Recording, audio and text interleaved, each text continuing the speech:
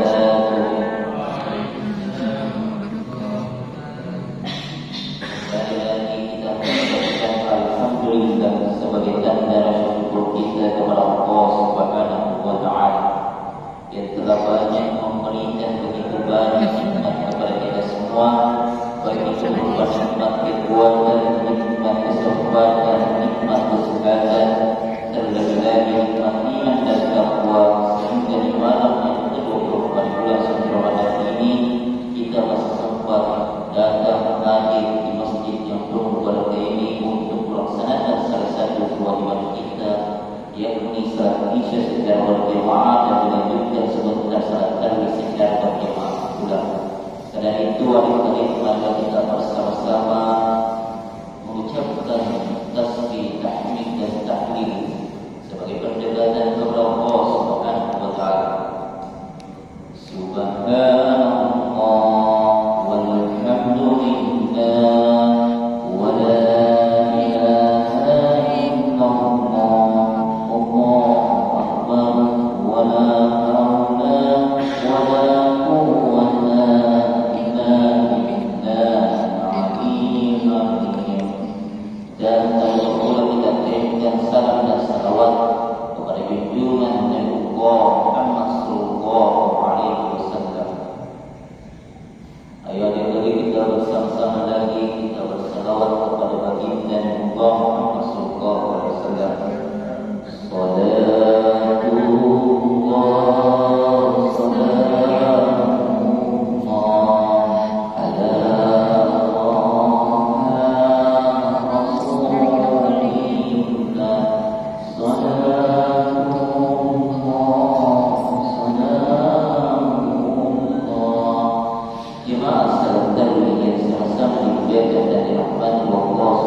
ala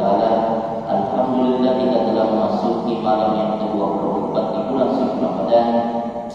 Kebetulan malam ini ibu sekalian tidak ada jadwal saya, jadi saya dipanggil kembali dari Jet di Nisan Kasih. Kebetulan teman saya yang dekat masjid sama di sini ceramah, jadi hari salat tarawih sebentar saya berkumpul bersama teman-teman. Ada yang di Masjid Salsabila, ada juga di Rumah Ketiga teman-teman saya, ada 4 orang sini. Dan kemarin beberapa hari yang lalu saya ceramah di Yogyakarta salat tarawih bersama dan dari rahmat Allah Subhanahu wa taala.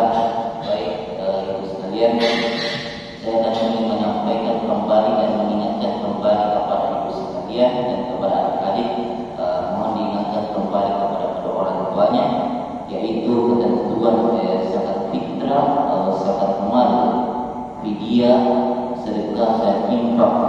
Jemaah salat tarawih sama-sama menjaga dari rahmat Allah Subhanahu wa taala. Yang pertama yang saya akan bahas yaitu zakat fitrah. Ada perbedaan beberapa mazhab ibu sekalian. Ada 3 mazhab, yaitu mazhab Imam Syafi'i, mazhab Ahmad bin Hanbal, mazhab Imam Malik mengatakan bahwa membolehkan membayarkan zakat fitrahnya dengan berupa makanan pokok. Kalau di Indonesia ini makanan pokok kita yang kita sering makan adalah beras, maka wajib membayarkan zakatnya berupa beras. Kalau yang satu mazhab yaitu mazhab Abu Hanifah, ada satu mazhab yang membolehkan membayarkan zakat fitrahnya berupa uang. Jadi boleh dengan membayarkan zakatnya berupa beras, juga boleh membayarkan zakatnya berupa uang. Dan kemudian tata cara untuk membayarkan zakat fitrahnya dan ketentuan-ketentuannya yaitu apa yang kita makan saat ini, yang setiap hari kita makan, yang dibelanja di pasar. Misalkan contohnya beras yang kita beli harganya minimal 12.000, maka cukup dikalikan dengan ketentuannya itu 4 liter beras per jiwa per orang, atau sama dengan minimal 2,5 kilogram minimal. Dan kalau usahakan dilebihkan, misalnya 4 liter dikali harga beras 12.000 sama dengan 48.000. Kalau bisa dilebihkan sedikit, karena supaya orang yang kita kasih ambil zakat akan mengembalikan uang 2.000 tersebut, maka dilebihkan menjadi 50.000. Kalau harga 13.000 maka cukup dikalikan 13 kali 4 liter. Kalau harga maka 14.000 dikalikan 4 liter, maka itulah kewajiban yang harus kita bayarkan zakatnya. Jadi apa yang kita beli saat ini di pasar, maka itu pun kita harus bayar zakatnya. Jangan kita beli di pasar harga 15.000, 16.000 terus kita bayarkan zakatnya cuma 12.000. Maka apa yang kita beli di pasar, maka itu juga yang harus kita lakukan zakat fitrahnya, boleh dengan bentuk beras dan juga boleh dengan berbuah. Yang kedua adalah zakat mal. Zakat mal itu terbagi beberapa bagian. Ada namanya zakat harta atau uang atau isi tabungan. Ada namanya zakat THR. Ada juga namanya zakat perdagangan, zakat pertanian, zakat perikanan, zakat emas, perak dan lain sebagainya. Dan semuanya ketentuannya sama, yaitu ketika mencapai nisab 85 gram seharga emas pada saat ini dan juga mencapai haul yaitu 1 tahun. Jadi ada 2 ketentuan, yaitu ketika mencapai nisab 85 gram harga emas saat ini dan juga mencapai haul 1 tahun. Misalkan suaminya ibu-ibu atau orang tuanya adik-adik berpenghasilan, kalau saat ini makanya kenapa kita membeli emas di toko emas tidak memasangkan harga atau yang lainnya, karena ketentuannya seperti itu. Kalau saat ini harga emas yang saya lihat menurun, emas dunia yaitu 1.500.000 lebih. Kalau yang sebelumnya itu ada 900, ada 1 juta, ini sekarang sudah naik saat ini 1.500.000 lebih. Maka ketentuannya itu dikalikan 85 gram maka sama dengan 126 juta.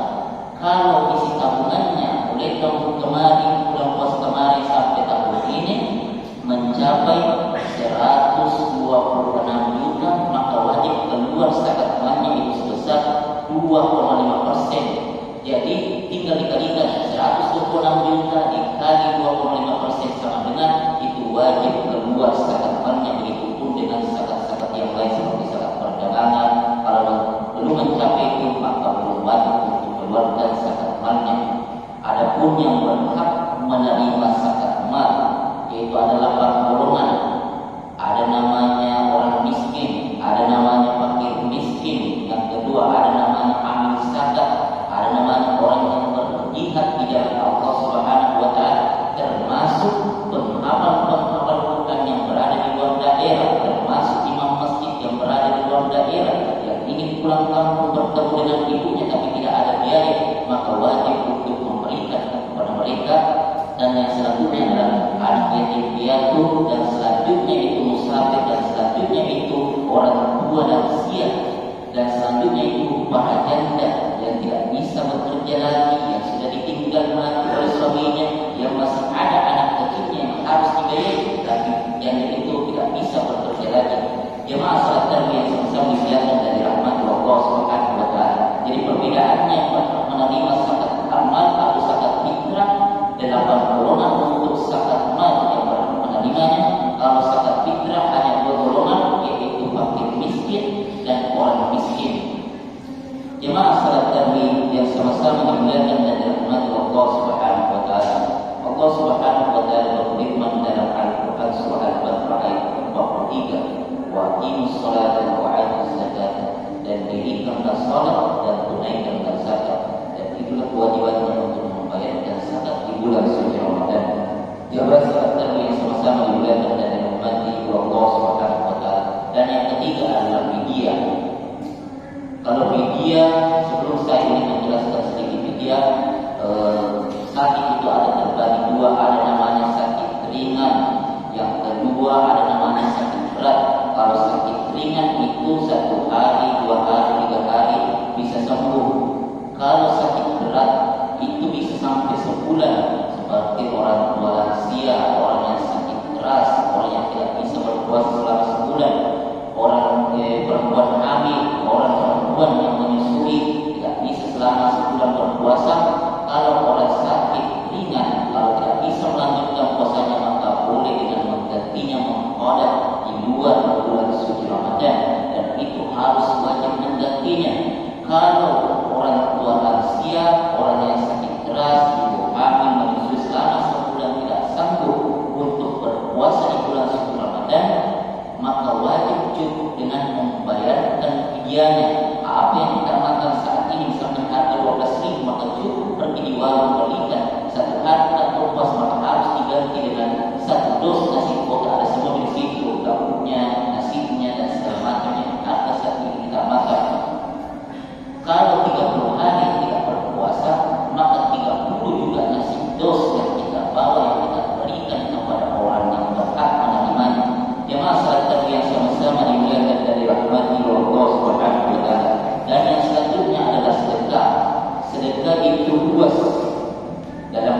sekalian, bisa merupakan uang kita kasih bila merupakan uang seperti membantu orang lain, orang-orang lain, bisa dengan materi, bisa dengan tenaga, itu juga termasuk sedekah. Senyuman juga kepada saudara, kepada teman-teman kita, itu juga merupakan sedekah. Kalau infak itu berbeda dengan sedekah, tapi hampir sama dengan sedekah. Kalau infak hanya khusus saja uang yang diberikan, itu merupakan infak dan hanya di bulan suci Ramadan. Jadi sedekah itu dalam artian luas. Kalau infak itu dalam artian khusus, maka marilah kita bersedekah, Bapak Ibu sekalian. Ibu sekalian, marilah kita bersedekah lagi di penghujung-hujung akhir Ramadan ini, karena sedekah yang paling terbaik dan yang paling utama adalah sedekah di bulan suci Ramadan, dan lebih utama lagi adalah akhir-akhir bulan suci Ramadan, dan paling utama dan paling utama lagi adalah di hari Jumat terakhir di bulan suci Ramadan. Jemaah salat tarawih yang sama-sama dimuliakan dari rahmat Allah Subhanahu wa taala, dan adik-adik sekalian, marilah kita ajak teman-temannya untuk datang dan meramaikan masjid, untuk senantiasa mendekatkan diri kepada Allah Subhanahu wa taala, dan ajak kita selalu teman-temannya untuk berbuat kebaikan, untuk datang, untuk rajin sholat, karena di akhir nanti ada 7 golongan yang akan mendapatkan namanya Allah Subhanahu wa taala. Itu salah satunya orang yang datang, orang yang selalu anak muda yang selalu memakmurkan masjid, anak-anak remaja yang selalu memakmurkan masjid, karena sahabat yang terbaik yang kira nanti akan ditarik dan dalam mana sebulan, maka dia ditarik untuk masuk ke dalam surga bersama-sama.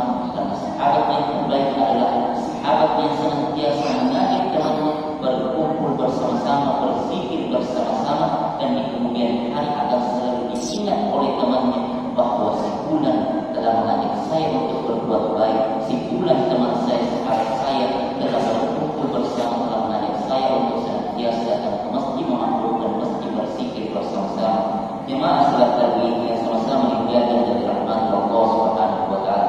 Itulah ketentuan zakat fitrah, zakat mal, fidyah, sedekah dan infak di bulan suci Ramadan.